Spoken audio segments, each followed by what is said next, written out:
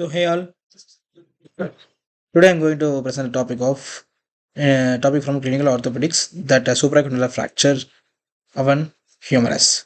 So I'm Abdul Tawfiq at assistant professor at SNS College of Physiotherapy. Shall we start?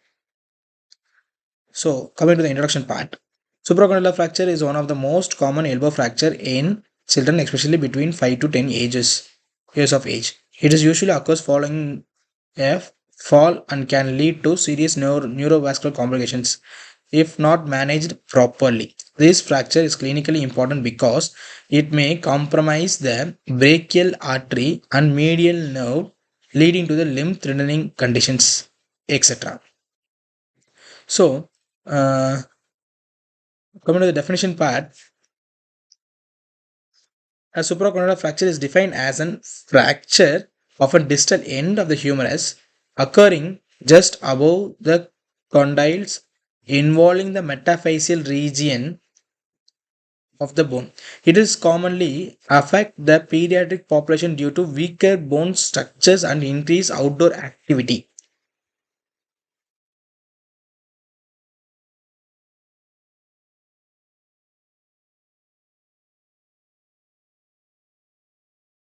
What are the causes? The causes or mechanism of injury. The common causes of the supracondylar fracture include force injury, that means falls on outstretched hand. The most common injury in the supracondylar fracture: fall on flexed elbow, direct trauma to the elbow, a road traffic accident, sport related injuries. Among these, force injury is the most frequent and mechanism leading to the extension type fractures on the supracondylar ridge. So, signs and symptoms. Local symptoms include severe pain around the elbow joint, swelling and tenderness, deformity around the elbow, restricted elbow movements or worsening. These are the common and local symptoms include for the supracondylar fractures.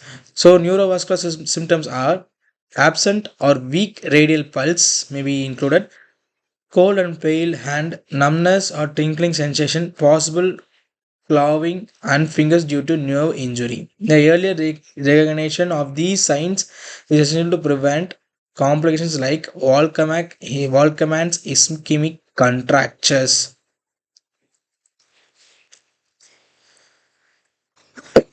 The types and classifications are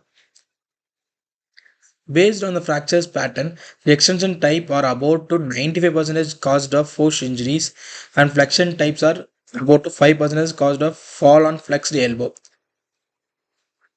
The types of classification, Greenlight classifications: type 1 undisplaced fracture and type 2 displaced fracture with impact of posterior context, and type 3 complete displaced fracture, type 4 multi-directional instability due to complete post-stational tear. These classification helps to deciding the appropriate treatment for reductions and functions, etc.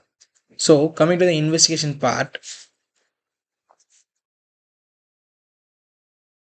these are the distract and non-distract displaced fractures. So coming to the investigation part, X-ray, ultrasound, Doppler ultrasound and CT scan and clinical neurovascular examination plays a crucial role. So X-ray, AP view, anterior and posterior view and lateral view are the standard type of views to be seen. Look for the displacement and fat pad signs, etc.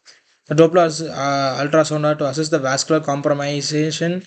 CT scan rarely used for complex fractures, and clinical neuro examinations are mandatory.